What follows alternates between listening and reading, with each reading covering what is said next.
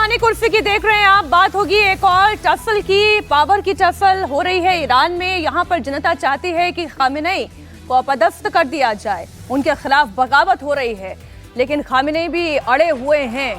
इतने सालों की सत्ता है, ऐसे ही के हाथ से जाने देंगे। 100 से ज्यादा शहरों में इसलिए विद्रोह की आग फैल चुकी है। खामेनेई के खिलाफ सड़कों पर लोग खुलेआम मुर्दाबाद के नारे लगा रहे हैं। प्रदर्शनकारी उग्र होते जा रहे हैं। इस बीच खबर यह है कि खामेनेई देश छोड़कर रूस भागने की तैयारी में हैं। अगर प्रदर्शन नहीं रुका तो खामेनेई अपने बेटे और उत्तराधिकारी मुस्तफा समेत करीब 20 लोगों के साथ किसी भी वक्त तेहरान छोड़ सकते हैं। इस बीच ट्रंप ने एक बार फिर ईरान को धमकी दी। कहा कि अगर खामेनेई रिजीम प्रदर्शनकारियों पर जुल्म किया तो अंजाम बहुत बुरा होगा। इस बार ईरान पर बहुत बड़ी कार्रवाई होगी। You take a look. We're watching it very closely. If they start killing people like they have in the past, I think they're going to get hit very hard by the United States. तो ये जो Donald Trump कह रहे हैं, ये कोई अभी नई बात नहीं कह रहे हैं। वेनेजुएला पर पहुंचने से पहले भी वो ईरान को लगातार धमकी दे रहे हैं। और खामेनेई के बारे में ये जो जानकारी आई है कि ये फोर्सेस कह रहे हैं कि अगर ये विद्रोह नहीं रुका तो वो देश छोड़कर जा सकते हैं। और खामेनेई की टेंशन इसी से पता चलती है कि ये बहुत ज़्यादा बड़ी है। ट्रंप नया अटैक प्लान बना रहे हैं। खामेनेई उसमें शरण लेंगे। देखिए, आपकी ताकत की परिभाषा और आपका मापन तो तभी हो सकता है ना जब आप ताकतवर के साथ जूझें। वेनेजुएला को अटैक कर दीजिए, बाल्टिक रीजन या नॉर्डिक रीजन के जो छोटे छोटे कंट्री हैं उनको आप अटैक कर दीजिए। लैटिन अमेरिका के बेचारे छोटे छोटे कंट्री हैं उनको आप अटैक कर दिए। एक छोटा सा तो आइलैंड के बराबर होता है। कहीं पर 55,000 की जनसंख्या है। आप जिस आर्कटिक रीजन की बात, आप डेनमार्क वाला, उसकी जनसंख्या कितनी है? 55,000 है। फैलाव कितना है? तो 21 लाख वर्ग किलोमीटर है। पता लगा 12वां कंट्री होता है पूरी दुनिया का सबसे बड़ा। ऐसे जगह पर आप अटैक करके उसको आप कब्जे में ले लेना चाहते हैं। अरे ताकत है तो लड़ो ना, जाकर के चाइना से लड़ कर दिखाओ। कहो कि जो रेड सी के अंदर है चाइना की दादागिरी को हम बर्दाश्त नहीं करेंगे। जापान तुम्हारा मित्र देश है, तुम्हारा एक ढंग से हम कह सके तुम्हारी हां में हां करने वाला कंट्री है। उसको रोज चाइना धमका देता है और तुम उसके साथ खड़े होकर के चाइना को धमकाने के लिए नहीं आते हो। लड़ना होता यदि ट्रंप को तो रसिया के खिलाफ लड़ता, यूक्रेन को मदद देता। लेकिन यूक्रेन के साथ अपने जितने मित्र खड़े थे नाटो को, सभी को तिलांजलि दे दी, सभी को धोखा दे दिया। और आज आप जाकर के देखिए, इतनी दुनिया में अव्यवस्था पहले कभी नहीं देखी गई थी जितना ट्रंप ने है। ईरान से लड़ेंगे? ईरान से लड़ेंगे या लड़ सकते हैं? ईरान से लड़ सकते हैं, क्योंकि ईरान से इसलिए लड़ सकते हैं कि ईरान जो है वो शिया कंट्री है और शियाओं का एक डोमिनेटिंग पावर के तौर पर है। ईरान किससे घिरा हुआ है? सारे सुन्नी कंट्रियों से घिरा हुआ है। तो सुन्नी लोग भी चाहेंगे कि ईरान निपट जाए। कतर नहीं चाहेगा क्या कि ईरान निपट जाए?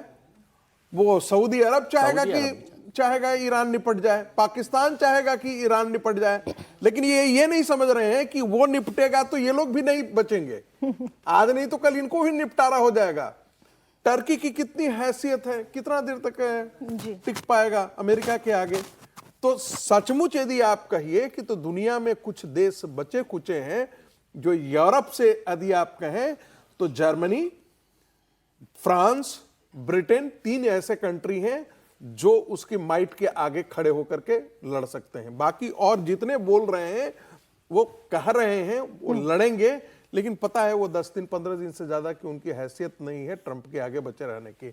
और यदि कोई दुनिया में यदि कोई बहुत बड़ा कंट्री, ताकतवर कंट्री खड़ा है तो भारत खड़ा है, चीन खड़ा है। ये ऐसे ताकतवर देश हैं जो, ये ठीक है कि भारत नहीं बोल रहा है जिस प्रकार से लोगों की उम्मीदें हैं कि जैसे चीन ने बोला, क्योंकि भारत उस खेमे का हिस्सा नहीं बनना चाहता है। और अच्छी बात है, कोई जरूरी थोड़ा है कि हर बार हम जा करके हम पूरी दुनिया में हम नैतिकता का लबादा ओढ़ें और 1962 की तरह पीट करके घर में अपनी जमीन भी गंवा दे। कोई आवश्यक नहीं है। हम अपने नेशनल इंटरेस्ट को प्रोटेक्ट करने के दृष्टि से जो कुछ भी करना होगा वो ईरान को लेकर लेकिन भारत ने जरूर एक एडवाइजरी जारी की है। ये ट्रैवल एडवाइजरी है और ये कहा गया है कि जितने भी भारतीय नागरिक वहाँ पर हैं या जो लोग वहाँ पर हैं भी वो थोड़ा सा संभल कर रहें, बच के रहें। ये इंडियन एडवाइजरी जो है वो ईरान को लेकर जारी की गई है। लेकिन ये वाकई में विजय जी जो परिस्थिति है, पब्लिक का उग्र रिएक्शन है ये, और इस बीच में खबर ये आना कि खामेनेई जाकर रूस में शरण ले सकते हैं। देखिए, कई दिन से जब से ये चल रहा है तब से हम लगातार चर्चा कर रहे हैं कि जो ईरान की आवाम है, भले ही वो उसको अमेरिका का समर्थन है या नहीं माफ है। कीजिएगा, बस एक चीज इसमें और ऐड कर दूं कि अभी तक IRGC को लेकर उतने अटैक नहीं हो रहे थे, लेकिन अब 3 घटनाएं ऐसी हो गई हैं जिसमें सीधा सीधा IRGC को अटैक किया जा रहा है। सर, तो वहाँ पर सड़कों पर लोग उतर आए हैं। आप कह रहे हैं 100 देशों में, पहले कल तक 70 थे, उससे पहले 7-8 देशों में शहरों में वो चल रहा था, माफ कीजिए। तो वो लगातार वहाँ पर, और मैं बार बार कह रहा हूँ कि ये खामनाई के से ज़्यादा जो सामाजिक बदलाव की जो लड़ाई है ना, वो ईरान लड़ रहा है। सामाजिक बदलाव की जो औरतों की आज़ादी की बात है, जो लोगों की आज़ादी की बात है, और उसके साथ आर्थिक मुद्दे भी जुड़ गए कि वहाँ पर बेरोजगारी है, वहाँ महंगाई है, वो सब उसका ट्रिगर पॉइंट हो गया। लेकिन ये लंबी लड़ाई हो गई है, और सामाजिक आज़ादी की जो लड़ाई है, मतलब जो कायदे कानून खामनेई ने बना रखे हैं, इस्लामिक कायदे कानून, उसके खिलाफ लड़ाई है। खामनेई को पहले समझना चाहिए था, और अब तो वो इस स्थिति में नहीं बचे, और अमेरिका का समर्थन है ही, चाहे डायरेक्ट हो इनडायरेक्ट हो, सबको खामनेई को भागना ही पड़ेगा। और वहाँ ईरान जो है सत्ता परिवर्तन की दहलीज पर खड़ा है जी। कितना समय लगता है इसको नहीं कह सकते। और फिर जब रजा पहलवी आएंगे तो क्या होगा क्या नहीं होगा, क्या मोनार्क डिक्टेटरशिप में ईरान जाएगा या किस तरह से जाएगा, लेकिन जो भी आएगा वो इस इस्लामिक या जो भी कड़े कानून कायदे उसको उनको छोड़ना ही पड़ेगा जी। इस बीच एक खबर और है, ईरान को लेकर ही है। ईरान फॉरेन मिनिस्टर जो हैं वो भारत दौरे पर आ सकते हैं। इस बीच खबर ये भी आ रही है, Iran foreign minister expected to visit India this month, मतलब इस महीने वो भारत दौरे पर आ सकते हैं। हम भारत जी कह रहे हैं हाई प्रोफाइल विजिट, बहुत हाई पूरा इस महीने जी। यूरोपियन यूनियन से आ रहे हैं, फ्रांस के राष्ट्रपति आ रहे हैं, जर्मनी के चांसलर आ रहे हैं, यूरोपियन यूनियन के तो बड़ा ग्रुप आ रहा है पूरा का पूरा। हाँ, गणतंत्र दिवस मतलब पूरा का पूरा हाई प्रोफाइल विजिट है इस महीने। अच्छा, अपने ही वतन पाकिस्तान के खिलाफ बलूच नेता कैसे ट्रंप से गुहार लगा रहे हैं, ये खबर भी आप देख लें। मतलब पूरी दुनिया में ट्रंप के खिलाफ इस वक्त आवाज़ बुलंद हो रही है, जो भी उन्होंने किया। लेकिन इस वक्त अमेरिका में रह रहे बलूचिस्तान के नेता डॉक्टर ताराचंद ने ट्रंप से कहा है कि वेनेजुएला की तरह ही आसिम मुनीर को भी सबक सिखाएं। ताराचंद ने ट्रंप के वेनेजुएला में हमले को सही ठहरा दिया। उन्होंने कहा, मातुरो को पकड़कर वेनेजुएला के लोगों को उन्होंने तानाशाही से बचाया। उन्हें इसी तरीके की कार्रवाई बलूचिस्तान के लोगों को बचाने के लिए भी करनी चाहिए। ताराचंद ने खास तौर से पाकिस्तानी आर्मी के प्रमुख आसिम मुनीर को मातुरो जैसा बताते हुए उन पर सख्त एक्शन लेने की मांग की है। अब आप ये कह सकते हैं कि ये मांग कितनी जायज़ है या नाजायज़ है। बलूचिस्तान के लोग तो परेशान हैं ही, और बलूचिस्तान में जो चीन इंटरफेरेंस भी है, जो अमेरिकन इंटरेस्ट भी है, अगर उन दोनों को ही देखें तो बलूचिस्तान की स्थिति भी कोई बहुत ठीक नहीं है। हर्षवर्धन जी। नहीं, देखिए, बलूचिस्तान के साथ और बलूचिस्तान के लोगों के साथ जो व्यवहार पाकिस्तान लगातार करता रहा, तो उसमें ये एक तरह से कहें कि उसी लंबे समय से चले आ रहे विद्रोह को थोड़ा ऑर्गेनाइज्ड तरीके से दुनिया के सामने रखने की कोशिश है। और चूंकि अमेरिका ये दावा कर रहा है, ट्रंप ये दावा कर रहे हैं कि भाई हम तो दुनिया में जो बेहतर है वो करने की बात कर रहे हैं, तो जो आतंकवादी मुल्क है पाकिस्तान, उसने जिस तरह से लोगों पर अत्याचार कर रखा है उसके खिलाफ क्यों अमेरिका नहीं बोलता है? क्यों अमेरिका उन लोगों की मुक्ति की बात नहीं करता जो सचमुच जिनके रिसोर्सेज, जिनके सब कुछ है, और कोई और कब्जा करके ले जा रहा है? लेकिन फिर अब वही बात आ जा रही है, वहां तो वो नग और क्या बोलते हैं चमकते हुए कुछ ले जाके और असीम मुनीर बेच आया है, और वो ट्रंप के दामाद और कौन कौन लोग हैं दोस्त, वो सब कंपनी में है, तो भला क्यों करेंगे? तो सारा खेल तो वही है। लेकिन ये है कि हाँ, इस वक्त भारत को भी अलग अलग तरीके से बलोच कॉज को और ज्यादा पुश करना चाहिए, उसको हाईलाइट करना चाहिए, और जितना संभव हो सके नए बलोचिस्तान की लड़ाई को आगे बढ़ाने में मदद करनी चाहिए, प्रत्यक्ष न सही अप्रत्यक्ष तरीके से ही सही। पाकिस्तान ने भारत के खिलाफ जब भी कोई साजिश रची है तो वो अपने बिछाए हुए जाल में ही फंसा है। पाकिस्तान के रिटायर्ड कॉमोडोर ने कहा कि हमने अफगान हमलावरों के नाम पर अपने मिसाइलों के नाम रखे थे, लेकिन ये सभी मोदी के एक इशारे पर पठान उसकी गोद में जाकर बैठ गए। और हम पर ही अब हमला करना उन्होंने शुरू कर दिया है। असल में पाकिस्तान की अपने मिसाइलों के नाम अफगान योद्धाओं के नाम पर रखने के पीछे भारत को चिढ़ाने की मंशा रही है, लेकिन अब उसकी ये करतूत उसके लिए ही शर्मिंदगी बन गई है। कैसे, आप ये बयान सुने। 65 की जंग, अगर 17 हमले महमूद गजनवी ने किए थे, क्या बात है। और ये फितना उल खवारिज हिंद, ये नमक हराम, ये अफगानी फितना, यानी हमने अपनी मिसाइलों के नाम इनके नाम पे रखे हैं और ये मोदी के साथ खड़े हो गए हैं। क्या क्या चिढ़ है जो निकल रही है, समीर जी? नहीं, वैसे और कुछ कहें, नमक हराम नहीं कह सकते, क्योंकि पाकिस्तान की इतनी औकात कभी नहीं हुई कि वो अफगानिस्तान को नमक खिला सके। मतलब ये अरे fact आज है। तो मैंने एक बाकी वो तस्वीर गुस्सा देखी। जायज है कि उनको लगता था कि आपको याद होगा सबसे पहले आईएसआई चीफ गया था वहां चाय पीने के लिए जब अमेरिका भागा था। अच्छा, आपने चूंकि अब ये बात कह दी तो इसी से जुड़ी हुई एक खबर है और मैंने वो रिपोर्ट भी देखी। ये जो अफगानिस्तान के साथ व्यापार बंद करने का फैसला लिया गया है ना, बातचीत शुरू कर दी पाकिस्तान शुरू कर दी है, लेकिन जब उन्होंने ये किया तो कैसे पाकिस्तान के ही सब्जी वाले से लेकर पता नहीं टमाटर वाले से लेकर गोभी अपने सिर पर सब्जियां मार रहे हैं। मैंने तो ऐसे वहां की जो सोशल मीडिया पर जितनी तस्वीरें आती है उसे देखने के बाद मैं खुद ही हैरान रह गई कि पाकिस्तान जो है ना क्या करता है कि कुल्हाड़ी पे जाकर अपना पैर मार देता है। निश्चित रूप से दोनों खबरें सर, दोनों खबरें। ताराचंद पे भी एक बार मैं बोल देता हूँ कि जी, भाई वो ताराचंद। दिन में खुली आंखों से ताराचंद तारे देख रहे हैं कि भाई ट्रम्प जाके मुनीर को गिरफ्तार कर लेंगे। अरे ट्रम्प आसिम मुनीर को तो ट्रम्प ने वहां बिठाया, सारी ताकत दिलवाई है। वो तो उनका सबसे बड़ा लेफ्टिनेंट बनकर पाकिस्तान के अंदर बैठा हुआ और उसके माध्यम से पूरे वहाँ पर क्रिप्टो का काम कर रहे हैं। वहाँ तमाम तरह के जो व्यवसाय करना है, ट्रम्प टावर बनना है, वो सब ट्रम्प साहब मुनीर के माध्यम से वहाँ करवा रहे हैं। तो ट्रम्प को तो वो ट्रम्प कभी उसको डिस्टर्ब करेंगे नहीं। रही बात अब अफगानिस्तान और पाकिस्तान को लेकर जिस तरीके से बयान आ रहे हैं, भाई अब मिसाइलों के नाम आप किसी की भी नाम पर रख लो, भारत से लड़ोगे तो मुंह की खाओगे। आप नाम से कुछ नहीं होता, दम होना चाहिए। भारत के पास वो दम है और इसलिए पाकिस्तान कुछ भी करेगा तो मात खाएगा। और जहां तक अभी दोनों देशों के बीच व्यापार का जो चल रहा है कि अफगानिस्तान और पाकिस्तान में इतना तनाव के बाद भी अब पाकिस्तान को समझ में आ रहा है कि भारत ने तो हुक्का पानी बंद कर दिया, पानी नहीं दे रहा है, भारत से व्यापार बंद है। और भारत से डर भी है कि कब, भारत ने बार बार बोल कर रखा कि भाई अभी ऑपरेशन सिंदूर खत्म नहीं हुआ है, कभी भी शुरू हो सकता है। तो उनको इस बात का डर है कि भारत से फिर मार मिल सकती है। अफगानिस्तान का फ्रंट उन्होंने खोलकर देखा था, फिर अफगानिस्तान से वो जिस तरीके से पिटे तो अब उन्हें लग रहा है कि सैनिक हमले में पिटे। बिल्कुल एक वीडियो दिखाओ। ये जिस तरीके से नुकसान हुआ था।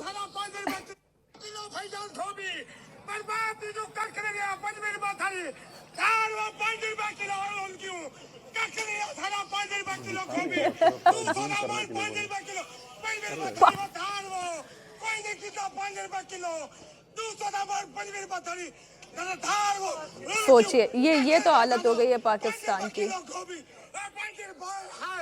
आटा नहीं, टमाटर नहीं, सब्जी नहीं, आसमान पे भाव चल रहे हैं। और लेकिन ट्रम्प और साहब का, मुनीर साहब का दिमाग 7वें आसमान पे बैठा हुआ है। घर में इतनी महंगाई बढ़ गई, उसकी उनको चिंता नहीं है। और जिस तरीके से वहाँ विरोध हो रहा है चीजों को लेकर, अब लग रहा है पाकिस्तान को कि भाई अफगानिस्तान के साथ कम से कम व्यापार तो शुरू करना पड़ेगा। कि जो फल सब्जी अफगानिस्तान से आ रहे थे और पाकिस्तान में आसानी से उपलब्ध सस्ते में हो रहे थे, वो भी अफगानिस्तान ने बंद कर दिया था। लेकिन अब पाकिस्तान का प्रस्ताव है, क्या अफगानिस्तान बातचीत शुरू करके बॉर्डर खोलेगा, ये भी देखने वाली बात होगी। क्योंकि अफगानिस्तान जानता है कि पाकिस्तान की उसने नस दबा दी है।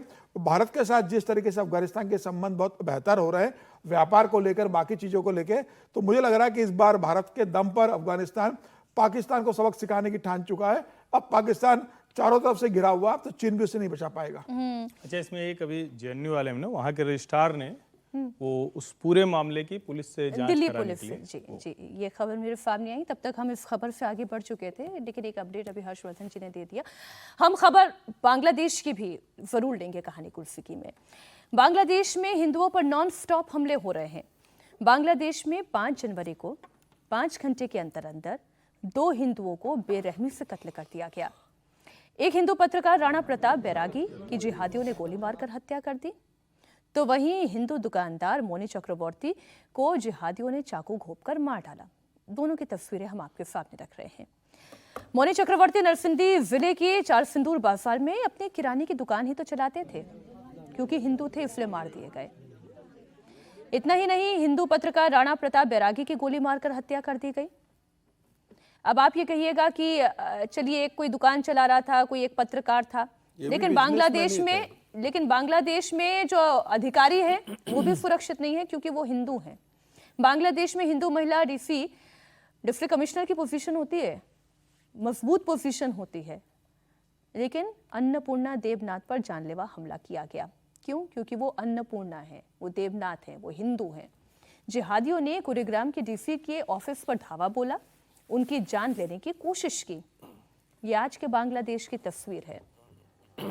यूनिफ का टोटल सरेंडर वहां पर दिखाई दे रहा है। कट्टरपंथी लगातार वहां पर हिंदुओं को निशाना बना रहे हैं और ये तो 5 घंटे के अंदर 2 मर्डर की कहानी मैंने आपके सामने रखी।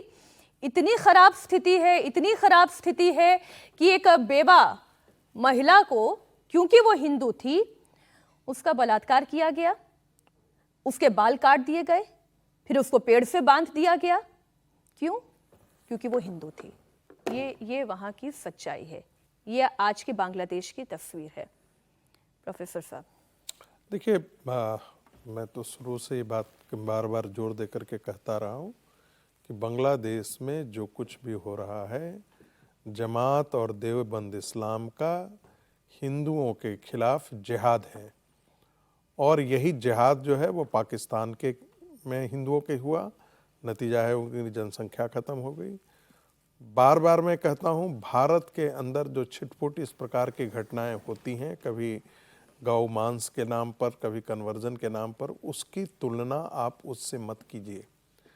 यहाँ पर होती हैं बचाने के लिए, वहाँ पर इस्लाम के एक्सपेंशन के लिए वहाँ पर हत्याएं होती हैं। और आप देख रहे हैं जनसंख्या का किस प्रकार से वहाँ पर खत्म हो गई है और यहाँ पर कैसे बढ़ गई है।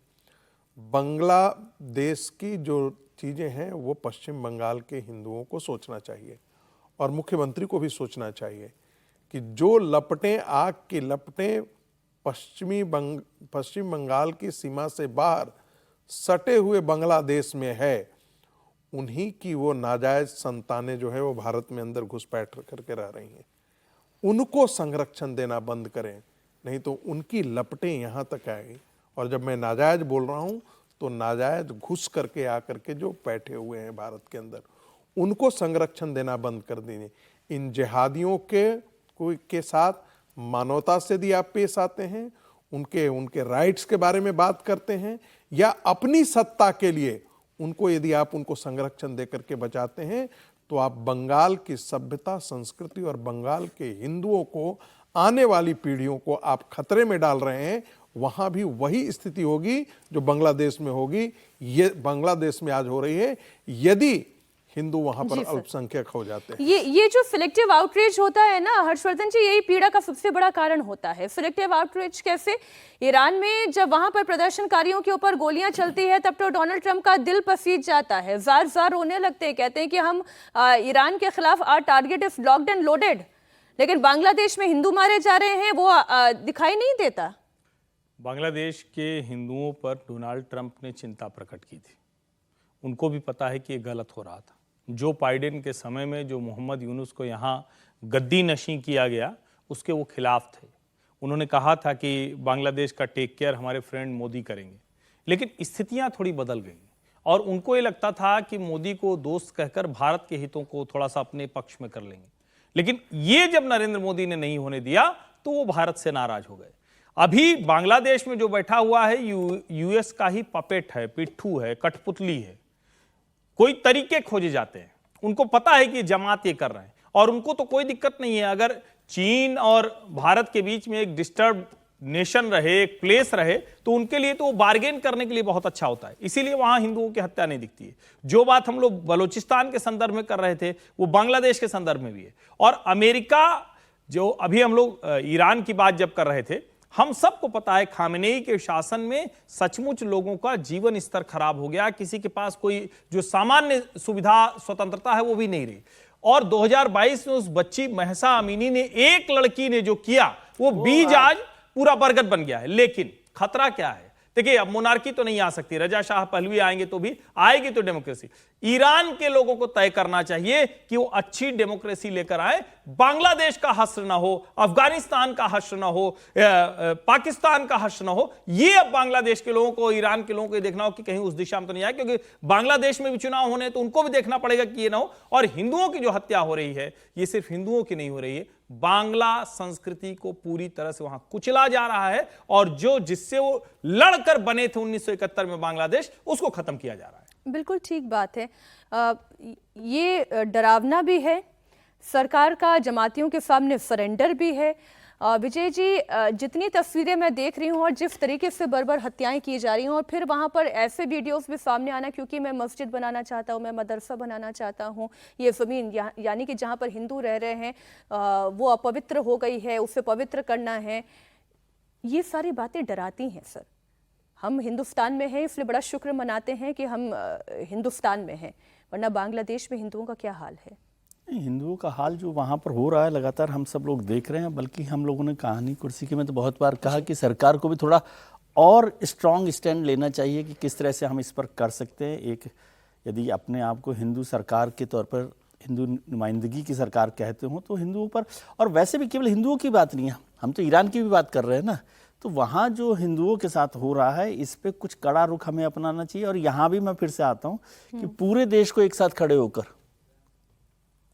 सभी राजनीतिक दलों को इस पर ज़्यादा जोरदार तरीके से जवाब देना चाहिए। अभी मान लीजिए जनवरी में हमारा सेशन शुरू हो जाएगा, आखिर में फरवरी से, तो उसमें भी संसद में भी बांग्लादेश को लेकर इस पर चर्चा करनी चाहिए। ये डराने वाली बात भी है, लेकिन मुझे हैरानी बांग्लादेश के लोगों पर है कि उन्हें शायद समझ ही नहीं कि बांग्लादेश बना क्यों था। बांग्लादेश हिंदुओं के खिलाफ नहीं बना था, बांग्लादेश पाकिस्तान की जो ये टू नेशन थ्योरी है, रेडिकल इस्लामिज्म के खिलाफ बना था, और वो बांग्ला संस्कृति को लेकर बना था। नहीं नहीं नहीं नहीं, पंजाबी जो डोमिनेंस था वो भी वही बात है ना, तो पंजाबी डोमिनेंस भी भाई। जो जमाते इस्लामी था, जमाते इस्लामी की दो शाखा होंगी, एक ढाका में हुआ, दूसरा जो है वो कराची चला गया। लेकिन जमाते इस्लामी उस समय भी शेख मुजीबुर रहमान के खिलाफ था। नहीं, लेकिन जमात तो वहां पर आज वो ज्यादा पहले से ताकतवर हो गया। ऐसे तो हर जगह अलग अलग संस्थाएं होती हैं, लेकिन बांग्लादेश पूरी तरह से जमात के कब्जे में नहीं रहा है।